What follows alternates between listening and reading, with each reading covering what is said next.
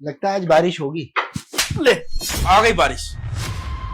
है बे, मेरा फोन उठाना कैसे बंद कर दिया तूने? नंबर ब्लॉक कर रखा है मेरा तूने? हैं? तुम्हारी हिम्मत कैसे हुई मेरे पापा को थप्पड़ मारने की? हाँ, तेरी हिम्मत कैसी हुई मेरे पति के ऊपर हाथ उठाने की? ऐसा है, तेरे बाप से बात कर रहा हूँ, ठीक है? तू चोंच बंद कर ले अपनी। और तू भी, तेरे को नहीं पता ना कुछ तो बीच में बोल। और हाँ तू बता, कहाँ है पैसे मेरे? पापा ये कौन से पैसों की बात कर रहा है? बताते क्यों नहीं? हम क्या पूछ रहे हैं? कौन से पैसे लिए तुमने इनसे? अरे तुम दोनों रुक जाओ ना, बता दूंगा मैं तुम्हें। बात बता, जब तेरे को पैसे लेने थे तो बड़ी जल्दी आ गया मेरे से पैसे लेने के लिए, हैं? और जब मुझे पैसे वापस चाहिए तो कॉल भी नहीं उठा रहा मेरी, हैं? और दिख भी नहीं रहा अपने घर के आसपास। तुझे क्या लगा मिलेगा नहीं तुझे कभी? अभी के अभी मुझे अपने पैसे चाहिए, ला दे। अबे ओ, पहले कॉलर छोड़ मेरे पापा का। अरे छोड़ो इनका कॉलर, छोड़ो। कॉलर क्यों पकड़ा इनका तुमने? छोड़ दूं? अरे तेरे बाप को तो जब छोड़ूंगा जब ये मुझे पैसे देगा। और अगर इसने मुझे पैसे नहीं दिए ना तो यही मुर्गा बना के मारूंगा तेरे को, समझ गया? भैया थोड़ा साइड में आके बात कर लीजिए ना। साइड वुड में कुछ नहीं बेटे, मेरा दिमाग हो रहा बहुत ज्यादा गर्म। अभी के अभी पैसे लेके जाऊंगा यहाँ से, समझ गया? जा ऊपर से पैसे लेके चल। ऐसे मेरी बेइज्जती मत करिए, देखिए ना मेरी बीवी और मेरी बेटी खड़ी है सामने। क्या है साइड में? क्या बात करेगा तू साइड में ले जाके, ये बता ना। एक बार आइए तो सही, कुछ बात करनी है। चल चल साइड ले, हो गया साइड। अब बता। देखिए भैया, मेरे पास ना अभी बिल्कुल भी पैसे नहीं है। मेरे को बस 2 हफ्ते की मोहलत दे दीजिए, मैं आप पाई पाई चुका दूंगा। तू मोटा बहुत तेज है, तुझे क्या लगा तू मेरे पैसे लेके भाग जाएगा और मैं पकड़े भी नहीं पाऊंगा तेरे को? हैं? पपलू हूं मैं, ठहरा गह रहा हूं मैं। तेरे जैसे बतेरे देख लिए मैंने, कितने पैसे लेके मेरे बंदे भागे हैं। पकड़ के वो मार मारी है ना साड़ों की, माँ याद आ गई थी उन्हें अपनी, समझ गया? पैसे दे अभी की अभी, और अगर अभी की अभी पैसे नहीं मिले तो यहीं पे मारूंगा तेरे को, समझ गया? यहीं पे। कौन है ये लड़का जो मेरे पापा को ऐसे मार रहा है और पापा कुछ कह भी नहीं रहे हैं? ठीक है भैया, मैं 2 दिन में आपके पैसे चुका दूंगा। बस आप मेरी बेटी और बीवी के सामने मेरी बेइज्जती मत करिए। सिर्फ 2 दिन दे रहा हूँ, 2 दिन चल दिए तेरे। याद रखियो, अगर 2 दिन के बाद मेरे पैसे नहीं आए ना मेरे पास, वो भी सुसमेत के साथ, तेरी वो मार मारूंगा तो याद रखेगा, समझ गया? वो तेरा ऊपर जो सामान रखा ना घर में सारा फेंक दूंगा।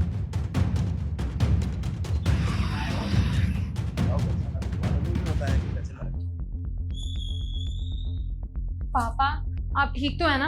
और ये कौन था ये लड़का मवाली? हाँ, अब किस चीज के पैसे मांग रहा है ये? अरे आपने हमें पागल समझ रखा है क्या? कब से हम पूछ रहे हैं, बताते क्यों नहीं हो? अरे बेटा, इससे कुछ पैसे उधार लिए थे मैंने ब्याज पे। अच्छा, तो आपने इससे पैसे उधार लिए? अरे मुझे समझ नहीं आता आप ऐसे शौक पालते क्यों हैं जिसके लिए उधार लेना पड़े? अरे थोड़ा तो सोचना चाहिए था ना आपको। उम्र हो गई आपकी, क्या जरूरत थी किसी से कर्जा लेने की? करा दी ना बेइज्जती हमारी सबके सामने। अरे बेटा क्या करूं, जरूरत थी तो मैंने इनसे ना ब्याज पे पैसे लिए थे, लेकिन हालत इतनी खराब है कि मैं इनके पैसे ही नहीं लौटा पा रहा हूँ। क्या हालात पापा? जितना पैसा है उतने में एडजस्ट नहीं होता है क्या आपसे? कई बार इंसान परेशानियों में फंस जाता है तो वो पैसे ब्याज ब्याज पे ले लेता है, बस उसी चक्कर में मैंने भी ले लिए। लेकिन क्या करूं, मेरी परेशानियां इतनी बड़ी हैं और कमाई इतनी कम है, मैं इनके पैसे नहीं चुका पा रहा हूँ। पापा जब आपसे कर्जा चुकाया नहीं जाता तो उधार लेते क्यों? अब देखो ना, पूरी सोसाइटी में सबके सामने गार्ड ने भी देख लिया, आपको मार के गया है। आपकी तो कोई इज्जत है नहीं। अरे मेरी तो इज्जत है, यहाँ सब लोग जानते हैं मेरे को, आपको तो कोई भी नहीं जानता। अरे बुढ़ापा आ गया है लेकिन अभी भी शौक खत्म नहीं हुआ है, उधार मांग मांग के अपनी अय्याशियां पूरी कर रहे हैं। शर्म भी नहीं आ रही है इनको। आपको शर्म नहीं आती है?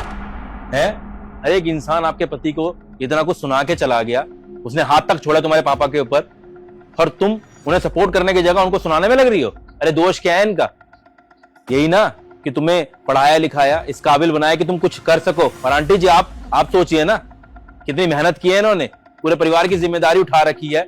घर के अंदर किसी भी चीज की कमी होती है सब लेके आते हैं, उसके बावजूद आप दोनों इनको सुनाने में लग रही हो। और अंकल आप चुपचाप इन दोनों की सुन क्यों रहे हैं? आप इनको बताते क्यों नहीं कि आपने पैसे क्यों लिए उधार? क्यों लिए हैं बताओ ना पापा जरा। अरे कुछ नहीं होता विनय, तुम जाओ। चलिए ठीक है, अगर आप नहीं चाहते हैं तो मैं होता कौन हूं फिर बोलने वाला। आप चाहते हैं कि मैं यहां से जाऊं तो ठीक है, मैं चला जाता हूं।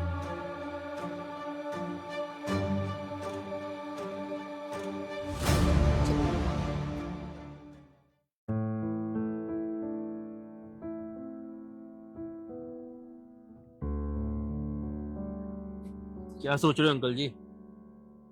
कुछ नहीं बेटा, जब कर्ज देना हो किसी का तो आदमी खुश कैसे रह सकता है, टेंशन तो होती है ना। मैं आपकी बात समझता हूँ अंकल, अगर 2 दिन के अंदर पैसे देने हो ना तो टेंशन हो ही जाएगी कर्जदार को। वैसे कितना कर्जा आपके ऊपर? 2 लाख रुपए बेटा। 2 लाख रुपए? लेकिन 2 लाख रुपए आपने क्यों लिए थे कर्जे में? वो बेटा मेरी बेटी का ना कॉलेज में एडमिशन हो गया था, तो उसके डोनेशन के लिए 2 लाख रुपए देने थे। बस सोचा यही था कि जिस कंपनी में मैं काम कर रहा हूँ वहाँ से पैसे आएंगे तो मैं ये कर चुका दूंगा, लेकिन अब तो वहाँ से भी पैसे नहीं आ रहे क्योंकि कंपनी बंद हो गई है। समझ नहीं आ रहा कैसे करूँ। तो अंकल, माँ बाप को बच्चों के लिए तो करना ही पड़ता है, और वैसे भी छोड़े कुछ नहीं होता। 2 लाख रुपए तो है, हो जाएगा अरेंजमेंट आपका। बेटा तुमने तो कह दिया है, लेकिन छोटी रकम थोड़ी है, कहाँ से होगा अरेंजमेंट? मैं दे दूंगा आपको 2 लाख। आप मेरे पड़ोसी हैं, आप मुझे बाद में दे देना। बेटा तुम 2 लाख रुपए मुझे क्यों दोगे? और एक बात मैं आपको पहले ही बता दूं, मैं जल्दी से लौटा नहीं पाऊंगा उसको। अरे कुछ नहीं होता, मैं कौन सा आपसे जल्दी मांग रहा हूँ पैसे। आप एक काम करना, पैसे दे देना, और अब आपके पैसों का अरेंजमेंट हो गया ना, चलो आप टेंशन मत लीजिए। अरे आइए ना। नमस्कार अंकल जी। नमस्ते विनय बेटा, आओ बैठो। अरे नहीं नहीं, बैठूंगा नहीं, मेरे को देर हो रही है, बस आपके अमानत देने आते हैं। ये लीजिए 2 लाख रुपए। ठीक है बेटा, बहुत बहुत शुक्रिया। पापा आप बाज नहीं आओगे ना अपनी हरकत से? फिर कर्जा ले लिया आपने? अरे नहीं बेटा, उधार नहीं ले रहा हूँ, मेरी बात तो सुन। अरे सब दिख रहा है मुझे। कल ही वो आदमी घर के बाहर बेइज्जत करके गया है, मार के गया है आपको, फिर भी सुधरे नहीं, फिर कर्जा लेने लग गए इससे। अरे बेटा ये पैसे मैंने इसीलिए लिए हैं कि जो धमकी देके गया है ना उसके पैसे लौटा सकूं।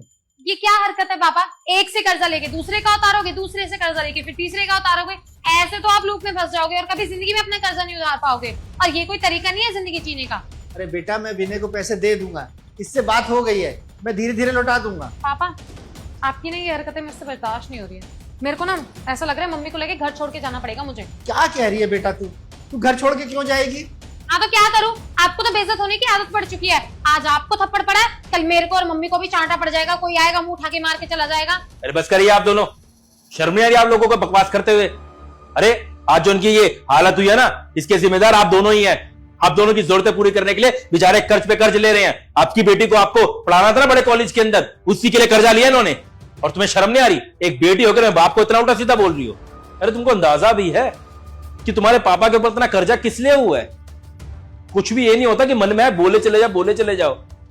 अरे वो इंसान तुम्हारी जरूरतें पूरी करने के लिए कर्जा ले रहा है ताकि तुम अच्छे से पढ़ सको, कुछ बन सको, बस इसलिए कर्जा लिया इस इंसान ने। जिस उम्र में इनको परिवार चलाना चाहिए, घर बार पे ध्यान देना चाहिए, उस उम्र में ही अपनी अय्याशियां पूरी कर रहे हैं कर्जे लेकर के।